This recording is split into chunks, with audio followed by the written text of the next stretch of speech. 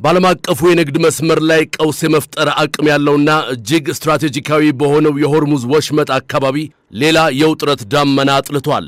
የኢራን ወታደራዊ ኃይሎች በፋጃይራህ የባህር ጠረፍ አቅራቢያ አንዲትን የንግድ መርከብ በቁጥጥር ስር መዋላቸው ቀጠናውን ወደ የማይታወቅ ወታደራዊ ግጭት ሊያመራው ይችላል የሚል ስጋት ፈጥሯል። ይህ ድርጊት የተፈጸመው የአሜሪካው ፕሬዝዳንት ዶናልድ ትራምፕና የቻይናው መሪ ሺ ጂንፒንግ በቤይጂንግ ተቀምጠው የኢራንን ጉዳይና የባህር መንገዶችን ደህንነት በሚመክሩበት ወሳኝ ሰዓት መሆኑ ክስተቱን ከወታደራዊ እርምጃ ባለፈ ጥልቅ ፖለቲካዊ መልእክት ያለው ያደርገዋል። ቴህራን በዚህ እርምጃዋ ለዋሽንግተንና ለቤይጂንግ ምን እያለች ነው? የዓለም የነዳጅ ዋጋና የንግድ ፍሰትስ በዚህ ግብ ሳቢያ ምን ዕጣ ይገጥመው ይሆን? የዛሬው ዓለም አቀፍ ትንታኔያችን በሆርሙዝ ወሽመጥ ላይ የተደቀነውን አደጋና የኃያሉን ፍጭት በስፋት የምንመለከትበት ነው። ዳዊት አርያ ያዘጋጀውን ክብሮም ወርቁ አቀርበዋለሁ።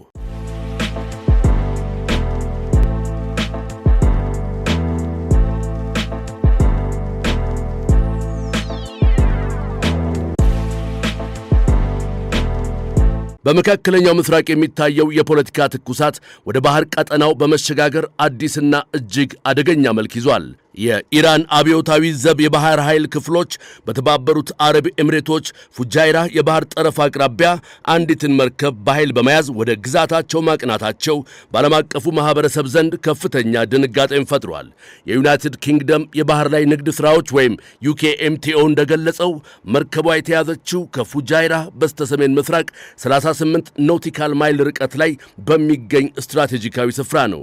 የታጠቁ ኃይሎች መርከቧን ከተቆጣጠሩ በኋላ አቅጣጫዋን ወደ ኢራን የባህር ክልል እንድታደርግ ማስገደዳቸው የዓለምን የንግድ መስመሮች ደህንነት ዳግም ስጋት ውስጥ ጥሎታል። ይህም አነጋጋሪ ሆኗል።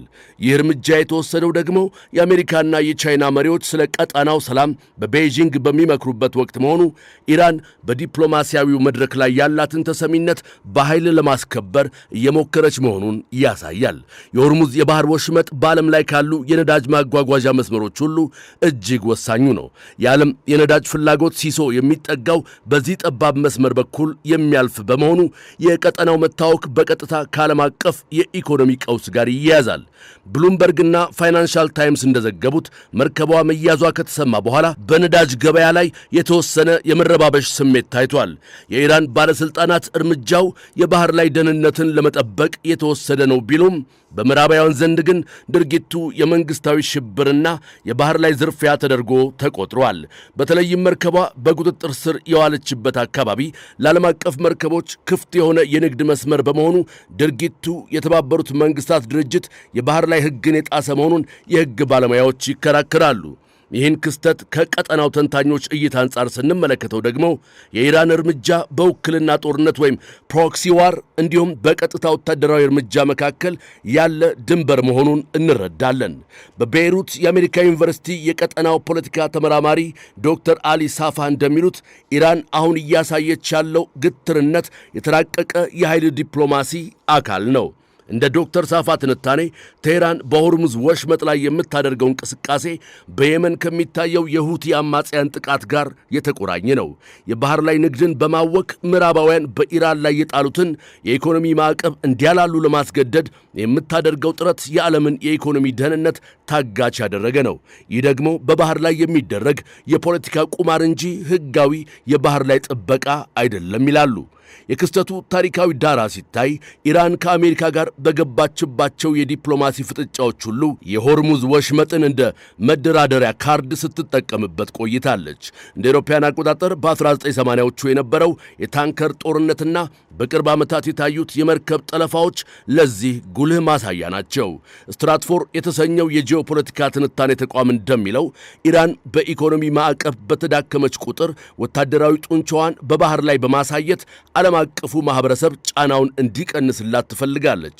የአሁኑ እርምጃ ደግሞ ፕሬዝዳንት ትራምፕ ከቻይናው መሪ ሺ ጂንፒንግ ጋር በቤይጂንግ በሚያደርጉት ስብሰባ ላይ ጫና ለመፍጠር የታሰበ መሆኑን የፖለቲካ ተንታኞች ይስማማሉ። ቻይና የኢራን ትልቁ የነዳጅ ገዢ በመሆኗ ቴህራን በዚህ እርምጃዋ ቤይጂንግ በአሜሪካ ላይ ያላትን የዲፕሎማሲ ጫና እንድታጠናክርላት የምትፈልግ ትመስላለች።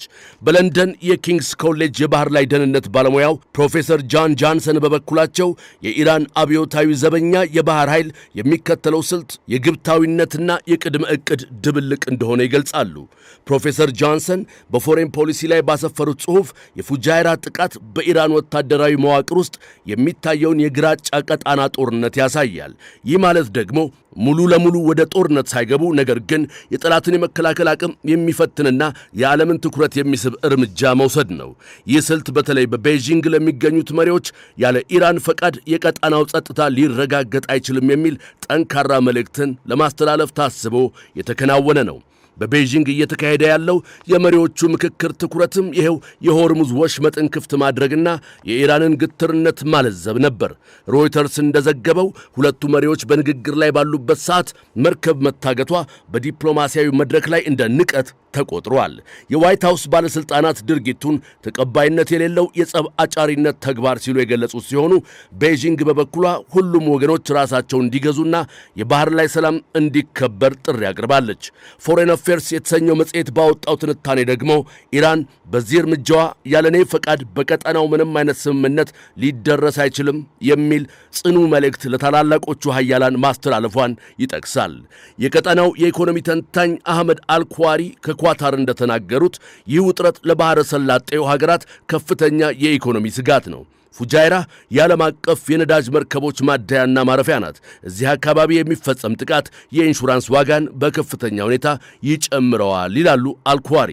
እንደሳቸው ትንታኔ ኢራን የባህር ላይ ጥቃቶችን ስታጠናክር የነዳጅ ላኪ ሀገራት ደግሞ እንደ አማራጭ የየብስ መስመሮችን ለመፈለግ ይገደዳሉ። ይህም በቢሊየን የሚቆጠር ዶላር ተጨማሪ ወጪን ይጠይቃል። ይህ ደግሞ በቻይናና በአሜሪካ መካከል ያለውን የንግድ ግንኙነትና የኢኮኖሚ ፍላጎት በቀጥታ የሚነካ በመሆኑ ሁለቱ ሀያላን በኢራን ጉዳይ ላይ ያላቸው ልዩነት ወደ ጎን ትተው የጋራ እርምጃ እንዲወስዱ ሊገፋፋቸው ይችላል። ሚዛናዊ በሆነ መልኩ ሲታይ የኢራን ትርክት ድርጊቱን እንደ ሕግ ማስከበር ያቀርበዋል።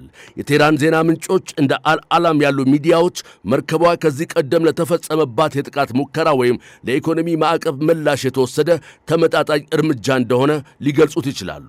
በሌላ በኩል ዩናይትድ ኪንግደምና አሜሪካ ድርጊቱን የዓለምን የንግድ ደህንነት አደጋ ላይ የሚጥል ነው በሚል በጽኑ ያወግዙታል። ቢቢሲና አልጀዚራ እንደዘገቡት ትላንት በኦማን የባህር ጠረፍ ላይ በህንድ መርከብ ላይ የተፈጸመው የድሮን ጥቃትም የዚሁ የተቀናጀ እንቅስቃሴ አካል ሳይሆን አይቀርም። ይህም በቀጠናው ውስጥ ኢራንና አጋሮቿ የባህር ላይ ጥቃቶችን እንደ አዲስ ስልት እየተጠቀሙባቸው መሆናቸውን ያሳያል። የወደፊት አቅጣጫዎችንና ግምቶችን ስንመለከት ይህ ግጭት በሦስት መንገዶች ሊቀጥል ይችላል። የመጀመሪያው በቤጂንግ የሚገኙት መሪዎች በኢራን ላይ የጋራ ጠንካራ አቋም በመያዝ ቴህራን መርከቧን እንድትለቅና ተጨማሪ እርምጃዎችን እንድታቆም ጫና ማድረግ ነው። ሁለተኛውና ይበልጥ አደገኛው ግምት አሜሪካና አጋሮቿ የባህር ላይ ንግዱን ለመጠበቅ ወታደራዊ አጃቢዎችን ማሰማራትና ይህም ወደ ቀጥተኛ ወታደራዊ ግጭት ሊያመራ የሚችልበት ዕድል ነው። ሦስተኛው አማራጭ ደግሞ ቻይና በመካከለኛነት በመግባት ከኢራን ጋር ያላትን የኢኮኖሚ ግንኙነት እንደ መደራደሪያ በመጠቀም ውጥረቱን ማርገብ ነው። ፕሮጀክት ሲንዲኬት እንደሚተነበየው ቀውሱ በቀላሉ የማይፈታ ከሆነ የዓለም የነዳጅ ገበያ መናጋቱ የማይቀር ሲሆን ይህም በኮሮና ድረ ቀውስ እያገገመ ያለውን የዓለም ኢኮኖሚ ዳግም አደጋ ላይ ይጥለዋል። መደምደሚያው የሚያመለክተው የሆርሙዝ ወሽመጥ የዓለም ፖለቲካ ትኩረት ሆኖ እንደሚቀጥል ነው። የኢራን ወታደራዊ እርምጃ ለጊዜው ቴህራንን በዜና ርዕሰ ጉዳዮች ላይ እንድትሰፍር ቢያደርጋትም በረጅም ጊዜ ግን የዓለም አቀፉን ማኅበረሰብ በሷ ላይ እንዲተባበር ሊያደርገው ይችላል። ፕሬዚደንት ትራምፕና ሺ ጂንፒንግ ከቤጂንግ የሚሰጡት ምላሽ የነገውን የባህር ላይ ደህንነት ይወስነዋል። በታፈነው የሆርሙዝ ወሽመጥ ላይ የተደቀነው የውጥረት ዳመና በዲፕሎማሲያዊ ጥበብ ካልተገፈፈ በቀር ወደ ሰፊ የዓለም ቀውስ የመሸጋገሩ ዕድል እጅግ ሰፊ ነው። የዓለም አይኖች አሁንም መርከቧ በደረሰችበት የኢራን ወደብና በቤጂንግ በሚገኙት መሪዎች ላይ ተተክለዋል። ይህን ዓለም አቀፍ የትንታኔ ዘገባ ስናዘጋጅ የዩናይትድ ኪንግደምን የባህር ላይ ንግድ ሥራዎች ኦፊሴላዊ መረጃን፣ የሮይተርስን፣ የብሉምበርግን፣ የአልጀዚራን ዘገባዎች እንዲሁም የስትራትፎርን ጂኦፖለቲካዊ ትንታኔ ተጠቅመናል።